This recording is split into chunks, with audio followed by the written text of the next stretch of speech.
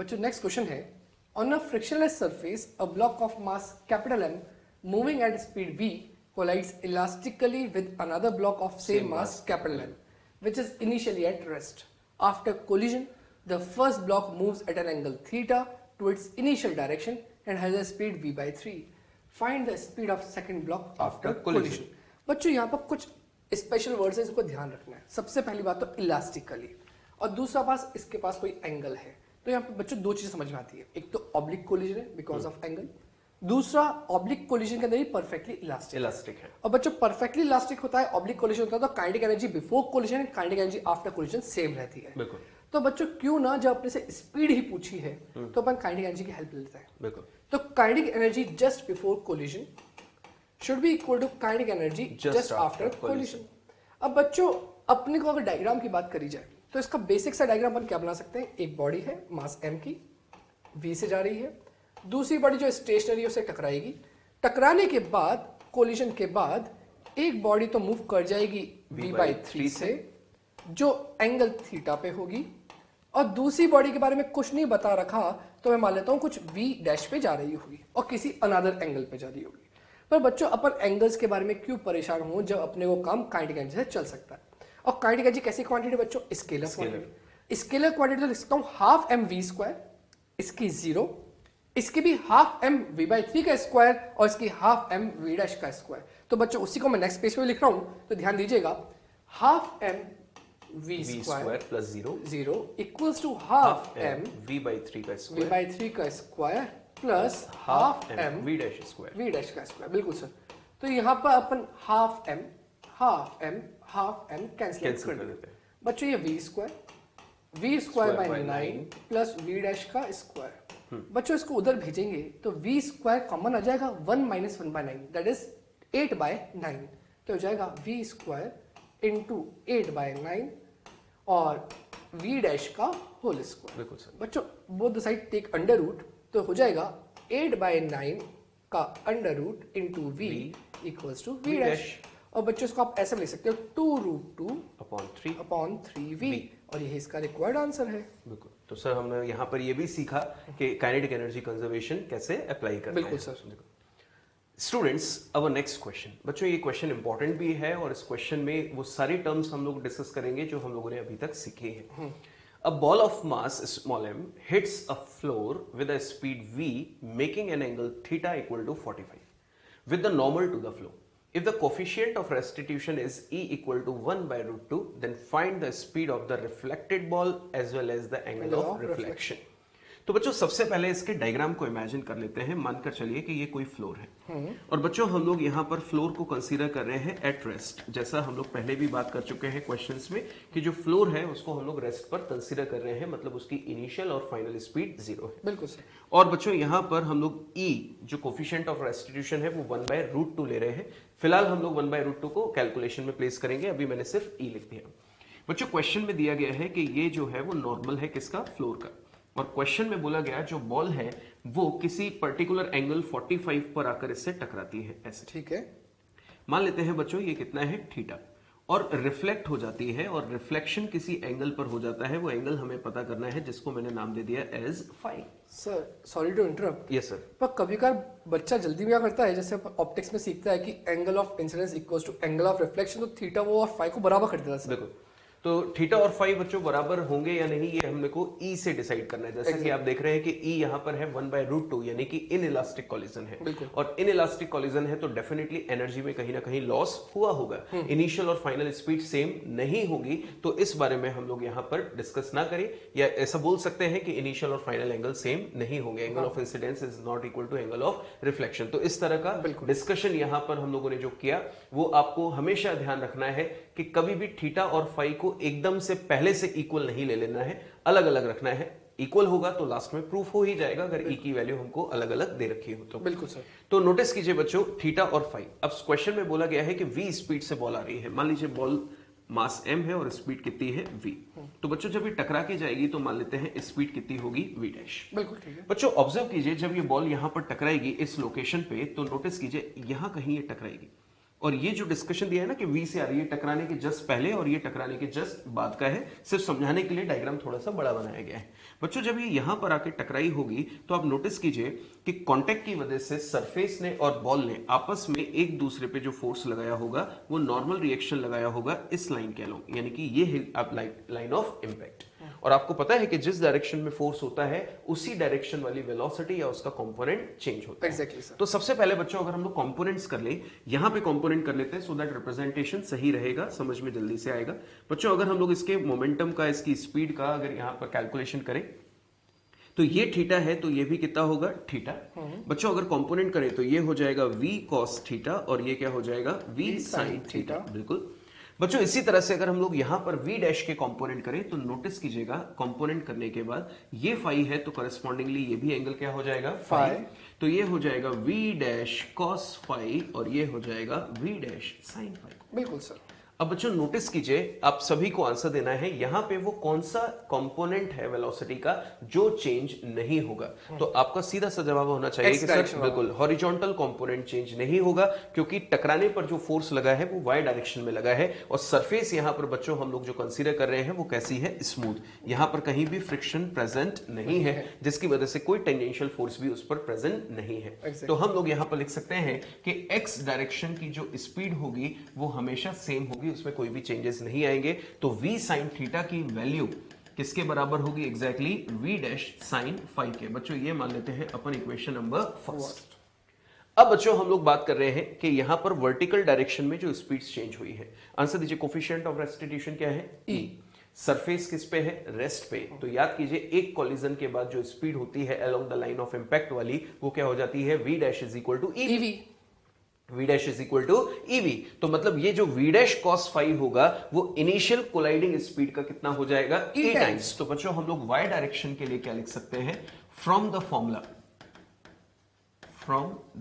Formula याद कीजिए क्या था हमारे पास v final is equal to e of v initial. मैंने v1 v2 इसलिए नहीं लिखा सो दैट यहां पे आपको कंफ्यूजन ना हो जाए। बच्चों फाइनल जो स्ट्राइकिंग स्पीड है टकराने के बाद वो कितनी है v डैश cos फाई, टकराने के बाद वाली जो स्पीड है सॉरी, और टकराने के पहले जो वर्टिकल स्पीड थी वो कितनी थी v cos थीटा, तो ये हो जाएगा e times of v cos theta. ये हो गया इक्वेशन नंबर सेकंड। बच्चों ये इक्वेशन नंबर फर्स्ट और ये आ गई इक्वेशन नंबर सेकंड। क्या करना चाहिए बच्चों, अब इन दोनों इक्वेशंस को हमें सॉल्व कर लेना चाहिए ऑन द नेक्स्ट पेज। और पूछा क्या जा रहा है speed and angle of reflection. Angle of reflection मतलब फाई और स्पीड मतलब v डैश हमसे पूछा जा रहा है। तो बच्चों इसको नेक्स्ट पेज में हम लोग सॉल्व करते हैं। सबसे पहले जो इक्वेशन है v sin theta equal to v dash sin phi is equal to v dash sin phi, और इसके बाद जो दूसरी इक्वेशन है v dash cos phi is equal to ev cos theta. v dash cos phi is equal to ev cos theta. ये बच्चों हमारे पास थी इक्वेशन 1, ये है इक्वेशन 2। बच्चों अगर एंगल निकालना है फाई निकालना है तो क्या लगता है दोनों को डिवाइड कर देना चाहिए। बिल्कुल। तो इक्वेशन नंबर 1 और इक्वेशन नंबर 2 को हम लोग डिवाइड कर दें तो बच्चों v डैश से v dash cancel, sine upon cos क्या हो जाएगा tan फाई, इधर v से v कैंसिल तो ये साइन अपॉन कॉस हो जाएगा tan थीटा अपॉन में e। तो बच्चों फाई की वैल्यू क्या आ जाएगी अपने पास tan inverse tan theta upon e। ये हो जाएगा हमारे पास सबसे पहले एंगल ऑफ रिफ्लेक्शन। तो सर अपन यहाँ पर ये भी कह सकते हैं कि अगर e की वैल्यू 1 हो गई बिल्कुल तो फाई और थीटा हमेशा बराबर होंगे। बिल्कुल, तो angle of incidence equal to reflection जैसा आपने आंसर दिया था पहले। अब e की यहां पर भी आप देख सकते हैं जो फाई है वो e पे डिपेंडेंट है, अलग अलग e के लिए वैल्यू अलग अलग होगी। तो बच्चों e की वैल्यू हमें 1/√2 दी है, हम उसको प्लेस भी कर सकते हैं बट फिलहाल हम लोग अपना आंसर यही छोड़ देते हैं। और अगला बच्चों हम लोगों को यहां से v डैश निकालना है, क्या लगता है क्या कर देना चाहिए हमको स्क्वायरिंग बोथ साइड्स। बिल्कुल, तो स्क्वायरिंग बोथ साइड करके बच्चों इसको ऐड कर देते हैं, इक्वेशन 1 का स्क्वायर प्लस इक्वेशन 2 का स्क्वायर। बिल्कुल सर। बच्चों अगर हम लोग लेफ्ट साइड को स्क्वायर करें तो ये क्या हो जाएगा v square sine square theta plus ये e square v square cos square theta, e square v square cos square theta is equal to बच्चों यहां पर हो जाएगा v डैश का स्क्वायर और ब्रैकेट में मैं लिख देता हूं sine square phi plus cos square phi. बिल्कुल sir, sine square phi plus cos square phi. Thank you sir. अब बच्चों ऑब्जर्व कीजिए ये जो टर्म है वो क्या बन चुकी है ओनली v डैश स्क्वायर, कारण क्योंकि sine square phi plus cos square phi identity क्या होती है 1। बच्चों यहां से अगर आप देखें तो क्या कॉमन निकाल सकते हैं हम लोग v स्क्वायर, तो ये v स्क्वायर कॉमन आ गया, अंदर क्या बचेगा हमारे पास sine square theta plus e square cos square theta. और बच्चों यहां से अगर वी डैश की वैल्यू निकालनी है तो स्क्वायर अगर यहां से कर दे शिफ्ट तो ये हो जाएगा होल रूट, तो ये बन जाएगा v और रूट के अंदर आ जाएगा sign square theta plus E square cos square theta. ये हमारा आंसर हो सकता है अगर हमें थीटा की वैल्यू वहां पर गिवन नहीं है। और बच्चों ई की वैल्यू हमें 1/√2 दी है, तो उसको प्लेस करके 1/√2 का स्क्वायर तो 1/2 हो जाएगा, तो वो भी अपना एक आंसर हो जाएगा। तो अपन अकॉर्डिंगली वैल्यूज मैनेज कर सकते हैं। बिल्कुल सर। बच्चों नेक्स्ट अपन एक इंपॉर्टेंट पॉइंट की बात कर रहे हैं, ध्यान दीजिएगा। जब भी दो मास पार्टिकल्स सेम हो, मतलब आइडेंटिकल हो, दोनों के मास सेम हो और एक की स्पीड u1 और दूसरा स्टेशनरी, अभी तक मैंने दो बात बोली है, दोनों मास सेम, एक स्टेशनरी दूसरा मूव कर रहा है with some velocity u1, after collision, अगर कोलिजन ऑब्लिक कोलिजन है और परफेक्टली इलास्टिक है, तीन वर्ड हो गए अभी तक, मास सेम, दूसरा रेस्ट पर और परफेक्टली इलास्टिक कोलिजन है, तो आफ्टर ऑब्लिक कोलिजन उन दोनों बॉडीज के बीच में जो एंगल बनेगा, लाइन ऑफ मोशन के बीच में जो एंगल बनेगा वो थीटा प्लस फाई की वैल्यू 90 डिग्री होगी। इसका मतलब इन दोनों के बीच टोटल एंगल 90 डिग्री होगा। तो बच्चों इसको बोलने का तरीका हो सकता है, after collision angle between velocities of both the balls will be equal to 90 degree और both will move perpendicular to each other. तो बच्चों यही बात यहां पढ़ना, when a body collides obliquely, मैं अंडरलाइन कर रहा हूं ध्यान देने वाली बात पर, with another identical stationary ball या body elastically, then angle between the velocities of bodies after collision is 90 degree। और कहने का एक और तरीका, they will move perpendicular to each other after collision। और बच्चों इन चीजों का प्रूफ भी कर सकते हो। प्रूफ करने के लिए पास तीन इक्वेशन है, conservation of linear momentum in x direction, conservation of linear momentum in y direction and kinetic energy initial equal to kinetic energy final. उसके थ्रू अपन ये प्रूफ भी कर सकते हैं कि एंगल 90 डिग्री आएगा। पर बच्चों इतना लंबा जाए क्यों, जब आप इस छोटी सी बात को याद रख सकते हैं तो mass same, elastic collision, oblique collision, और उस केस के अंदर अगर परफेक्टली इलास्टिक है तो अपन कह सकते हैं theta plus phi equal to क्या होगा, 90 डिग्री। और सर ये कई बार थ्योरेटिकल क्वेश्चंस की फॉर्म में भी हम एग्जैक्टली सर जी। तो स्टूडेंट्स अब हम लोग आगे बढ़ते हैं अपने नेक्स्ट पॉइंट पर, जिसमें लिखा है motion of two masses connected to a spring. अब बच्चों इसके क्वेश्चंस जो होंगे वो यहाँ पे कंजर्वेशन ऑफ लीनियर मोमेंटम के भी होते हैं, कई बार हमको सेंटर ऑफ मास से भी इसके क्वेश्चन सॉल्व करने होते हैं, तो उस तरह के क्वेश्चंस हमने यहाँ पर इंक्लूड किए हैं। सबसे पहला पॉइंट आप नोटिस कर रहे हैं, क्या लिखा हुआ है, consider two blocks resting on a frictionless surface and connected by a massless spring as shown in figure. If the spring is stressed or compressed, then released from rest, तो क्या होगा बच्चों, ऑब्जर्व कीजिए क्या सिचुएशन है। Imagine कीजिए कि the two blocks M1 and M2 initially ये रेस्ट पे थे, सरफेस स्मूथ है बच्चों, किसी तरह का कोई फ्रिक्शन अभी हमने नहीं लिया है, M1 और M2 रेस्ट पे है, ये स्प्रिंग जो है वो अपनी रिलैक्स्ड स्टेट पे है। तो बच्चों अगर ये अपनी रिलैक्स स्टेट पे है, ये दोनों पहले से रेस्ट पे है, तो इसका मतलब इनिशियल मोमेंटम ऑफ सिस्टम कितना है, 0। अब क्वेश्चन में इनिशियल मोमेंटम ऑफ सिस्टम 0 दिया है। अब मानकर चलिए इन दोनों ब्लॉक्स को मैं पीछे की तरफ ऐसे पुल कर दूं, लाइक दिस, ऐसे, तो बच्चों स्प्रिंग क्या हो जाएगी, एलोंगेट। बिल्कुल, स्प्रिंग एलोंगेट हो गई तो अपने शेप को रिगेन करने के लिए फोर्स कहां लगाएगी, इनवर्ड्स।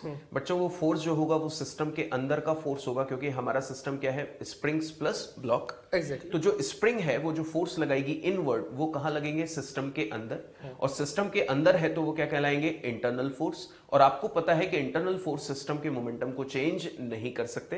तो इमेजिन करके देखिए कि अगर हम लोग ब्लॉक्स को पीछे की तरफ खींच के और वापस से इसको रिलीज करें from rest state like this, ऐसे, तो बच्चों एक ब्लॉक कहां आएगा, बैकवर्ड, और एक ब्लॉक कहां आएगा, फॉरवर्ड। एक का मोमेंटम अगर -m1v1 है तो दूसरे का +m2v2, तो समेशन अगेन इसका कितना आएगा, 0, क्योंकि इनिशियल मोमेंटम 0 था तो फाइनल भी 0 ही होना चाहिए, because there is no net external force acting on the system. और जो इंटरनल फोर्स है, स्प्रिंग फोर्स, वो हमेशा, आप जानते हैं कि इंटरनल फोर्स कभी भी कंजर्व, मोमेंटम को हमेशा कंजर्व रखता है, वो कभी भी सिस्टम के मोमेंटम को चेंज नहीं कर सकता। तो बच्चों यहां से अगर हम लोग ऑब्जर्व करें तो क्या सिचुएशन दी है, if f external equal to 0 then momentum of system is equal to P1 plus P2, मतलब सीधी सी बात है, initial momentum is equal to final momentum. Initial momentum पूरे सिस्टम का था, दैट मींस P1 और P2 इनिशियल, और ये हो गया P1 प्लस P2 फाइनल। आगे if initially both the blocks were at rest, जैसा कि हम लोगों ने बात की कि अगर इनको रेस्ट से हम लोग कंसीडर कर रहे हैं तो इनिशियल मोमेंटम जो होगा वो 0 होगा, तो फाइनल भी समेशन किसके बराबर आना चाहिए, 0 के कारण, क्योंकि मोमेंटम ऑलवेज रिमेन्स कंजर्व। तो ये इस कंडीशन जो होगी वो हम लोग क्वेश्चंस की फॉर्म में कैसे ऑब्जर्व करेंगे, आइए देखते हैं। तो बच्चों क्वेश्चन है, to masses m1 equal to 2 kg, m2 equal to 5 kg are moving on a frictionless surface with velocities 10 meter per second and 3 meter per second respectively. m2 is ahead of m1. An ideal spring constant k equals to 1120 Newton per meter is attached on the back side of m2. Find the maximum compression of the spring. बच्चों ध्यान दीजिएगा, maximum compression की बात कर रहे हैं। उससे पहले बस एक बात आपको याद दिलाना चाहता हूँ। याद करो, जब अपने कोलिजन स्टार्ट किया था, अपने बात करी डिफॉर्मेशन। बच्चों डिफॉर्मेशन कब तक होता है? जब तक पीछे वाले की, मतलब इसकी वेलोसिटी आगे वाले से ज्यादा होगी, तब तक ये आगे इसको पुश करता जाएगा और इसको और कंप्रेस करता जाएगा। पर जैसे ही दोनों की वेलोसिटीज बराबर हो जाए, इसकी थोड़ी थोड़ी कम होती जाए, इसकी बढ़ती जाए, एक पॉइंट पे दोनों इक्वल हो गए, क्या इक्वल होने के बाद पुशिंग जो है वो बंद हो जाएगी? yes. उस टाइम पर जो इस स्प्रे में कंप्रेशन होगा वो मैक्सिमम कंप्रेशन होगा। तो बच्चों आपसे जब भी पूछें कि कंप्रेशन मैक्सिमम कब है, तो कंप्रेशन मैक्सिमम तब होगा जब दोनों की वेलोसिटीज इक्वल हो जाएंगी। बिल्कुल सर। अब बच्चों दोनों की वेलोसिटीज इक्वल हो जाएंगी तो वही बात अपने को आगे करनी है।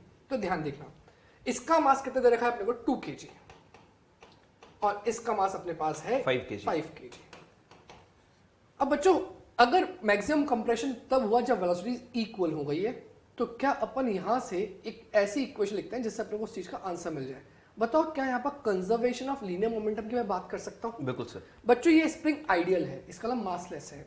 अगर दोनों की वेलोसिटीज इक्वल हो गई तो जस्ट बिफोर ये जब इस स्प्रिंग से टकरा रहा है उससे जस्ट पहले बच्चों ऐसा समझ लो कि ये m2 और स्प्रिंग मिलके एक पूरा सिस्टम हुआ है, और ये m1 दूसरा हो गया, और ये पूरा मिला के एक बड़ा सिस्टम हो गया।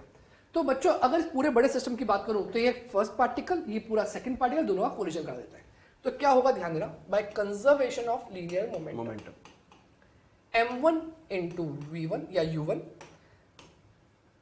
is plus m2 u2 is equal to, बच्चों ध्यान देना, m1 plus m2 into v लिख रहा हूं। v कॉमन कर देते हैं सर। बिल्कुल सर, v कॉमन। क्यों बच्चों? बिकॉज दोनों की वेलोसिटी कैसी होनी चाहिए? सेम हो जानी चाहिए। तो बच्चों यहां पर m1 की वैल्यू 2 into 10, बच्चों से इसका मैग्नीट्यूड लिख रहा हूं, डायरेक्शन सेम है। m2 5 into 3 इक्वल्स टू, दोनों का एडिशन मास 7 into v कॉमन। बच्चों यहां से आया 20, यहां से आया 15, कितना हो गया? 35, और यहां 7 है, तो 35 is equal to 7 into v common. बच्चों v कॉमन की वैल्यू हो गई 5 मीटर पर सेकेंड। बिल्कुल सर।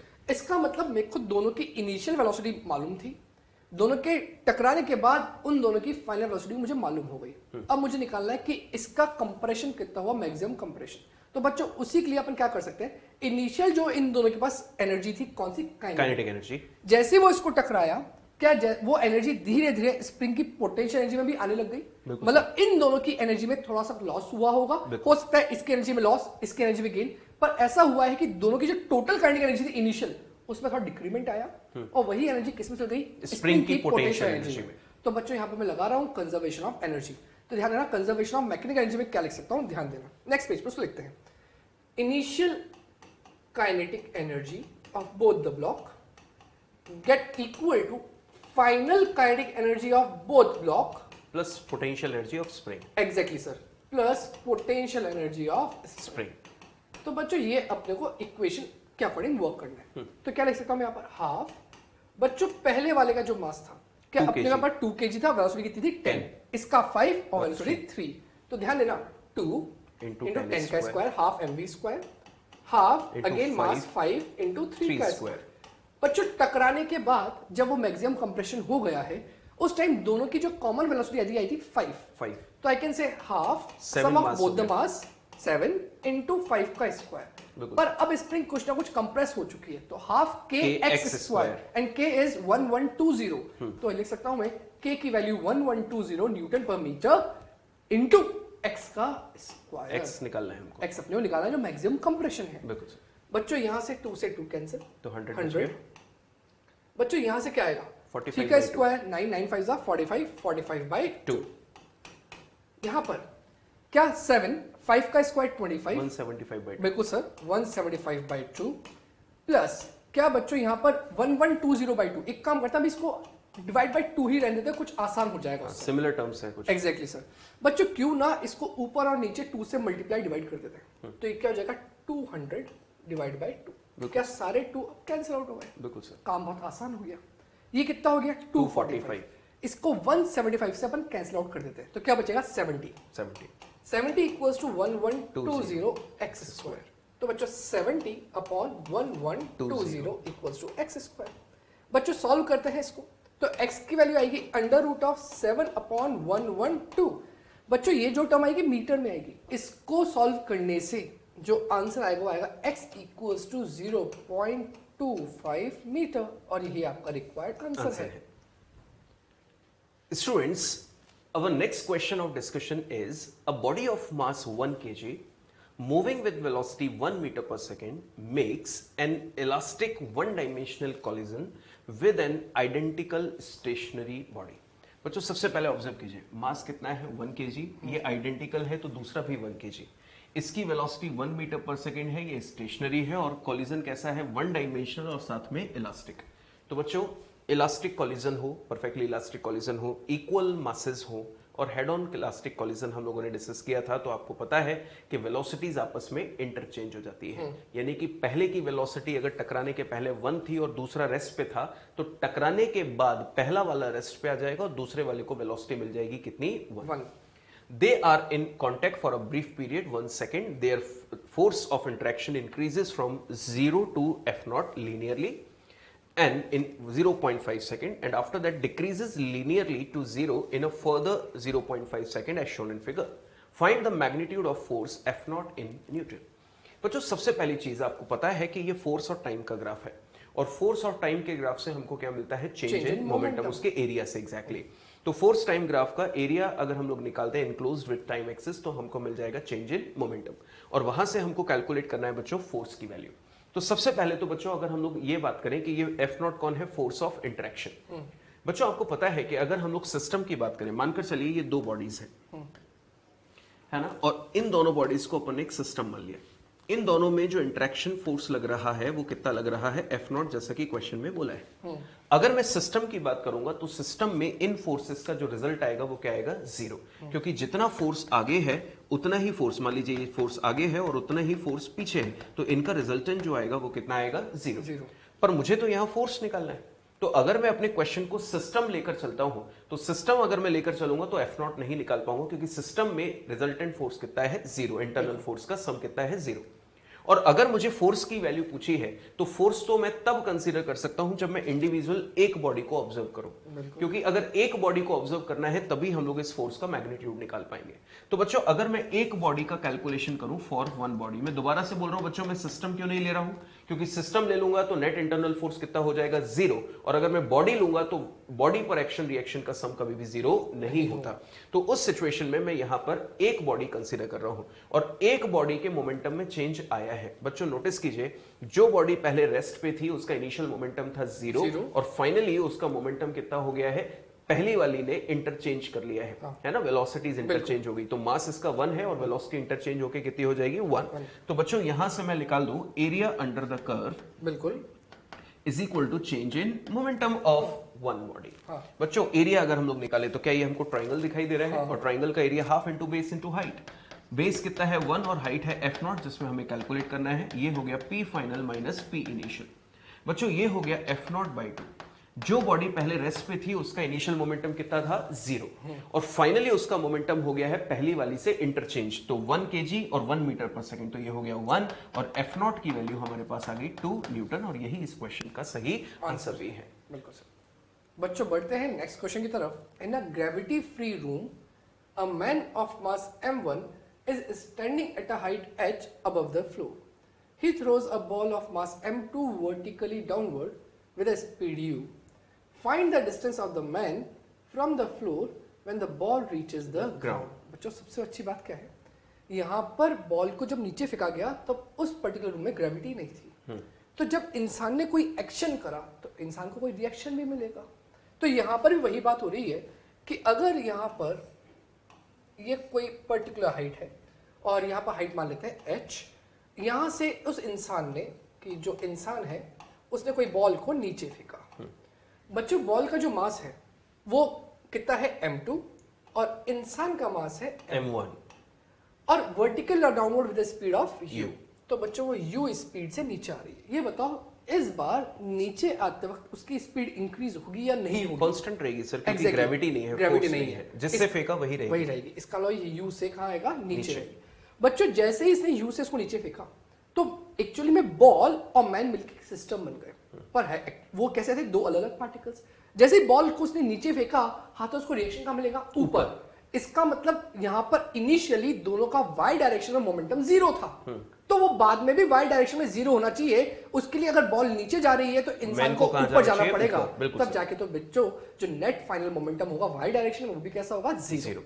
तो उसी के बारे में बात कर रहे हैं। तो ध्यान दीजिएगा, अगर मैं कंजर्वेशन ऑफ लीनियर मोमेंटम लगाता हूं y डायरेक्शन के लिए, तो जो बॉल है वो अपन ने उसको u से नीचे फेंका, तो बच्चों इनिशियली फेंकने से जस्ट पहले क्या मोमेंटम कितना था? जीरो सिस्टम का। बिल्कुल। अब जैसे ही m2 को नीचे फेंका तो I can say minus m2u, और उसी कारण से जो मैन है वो कुछ स्पीड से ऊपर गया होगा, m1v मान लेते हैं। बिल्कुल सर। तो बच्चों यहां से v की वैल्यू कितनी आ गई? क्या m2u इधर आएगा? m2u upon m1। ये बच्चों मालूम पड़ गया कि अब मेरे पास कैसी कंडीशन हो गई कि बॉल u से नीचे आ रही है और जो एक पर्सन है वो पर्सन ऊपर जा रहा है विद स्पीड v।